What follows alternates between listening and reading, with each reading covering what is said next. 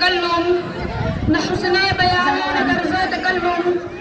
میری آواز کو سننے والوں السلام علیکم ورحمۃ اللہ وبرکاتہ.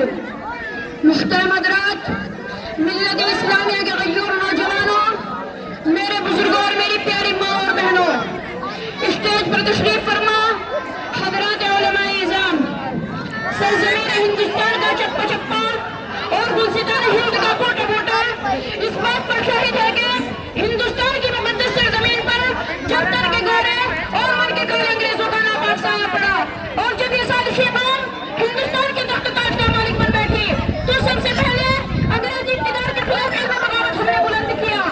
راستے کی غربتوں دوری سے بے فکر ہو کر، راہوں کے خطرات سے بے فکر ہو کر، ملک کی آزادی کی تلاش میں ہم نے پھانسی کے بندے کو چوم کر منزل کا نشاں پوچھا.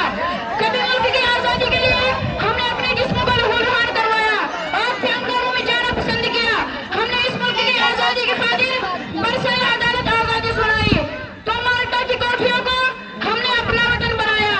دوستوں، اس طرح صدیوں کی غلامی کے بعد ہماری قربانیوں کی بدولت ہمارا ملک ہندوستان انگریزی اقتدار سے آزاد ہوا اور ہم نے بہت سوچ سمجھ کر جمہوریت کا راستہ اختیار کیا کہ مختلف مذاہب کے لوگ، وہ ادیان اور نظریات، وہ عقائد کے کروڑوں ہندوستانی آزادی کی حقیقی دولت سے سرفراز ہو سکے.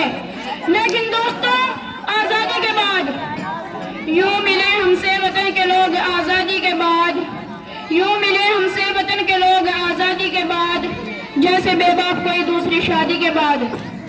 ملت اسلامیہ کے غیور نوجوانوں، ہاں مجھے کہنے دیں کہ آپ تاریخ کو اٹھائیے اور مطالعہ کریں کہ آزادی کے بعد مسلمانوں کے ساتھ کس طرح کا رویہ اختیار کیا گیا، ظلم کے کیسے ہتھیار استعمال کیے گئے. کبھی گورکشپ کے نام پر اخلاق کو قتل کیا جاتا ہے تو کبھی مظفر نگر میں ہماری ماں اور بہنوں کی عصمت سے کھیلا جاتا ہے. کبھی گجرات میں ہمارے چھوٹے چھوٹے معصوم بچوں کو گاجر اور مولی کی طرح کاٹ کر پھینک دیا جاتا ہے. ہمارے مساجد کو مسمار کیا جاتا ہے، مکاتب پر شک کی نظر ڈالی جاتی ہے اور حد تو یہ ہو چکی ہے کہ شریعت میں مداخلت کی جا رہی ہے. کبھی اذانوں کے خلاف پابندی، کبھی طلاق ثلاثہ پر آوازیں اٹھائی جا رہی ہے.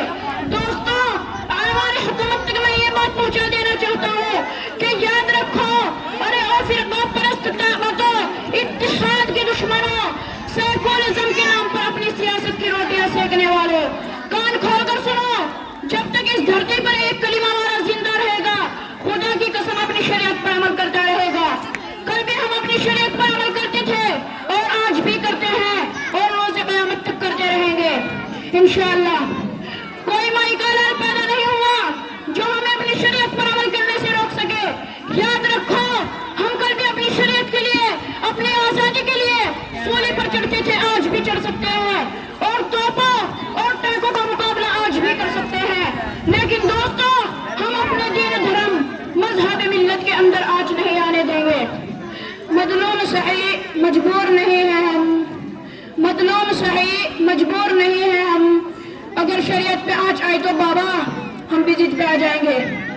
وقت کے غیور نوجوانوں، آج ایک بات آپ کو معلوم ہونا چاہیے کہ ہندوستان کے اندر جو سازشیں کی جا رہی ہے، مسلمانوں کے خلاف جو سازشیں کی جا رہی ہے، اس کی اہم وجہ یہ ہے کہ مسلمان اس ملک سے اتنی محبت کیوں کرتا ہے. ہم کیوں نہ اس ملک سے اتنی محبت کریں، ہم جیتے جی بھی محبت کرتے رہیں گے انشاءاللہ. حضرات محترم، وقت کم ہے، فہرست طویل ہے، اس لیے وقت کی قلت کے بنا پر اپنی بات ختم کرتا ہوں.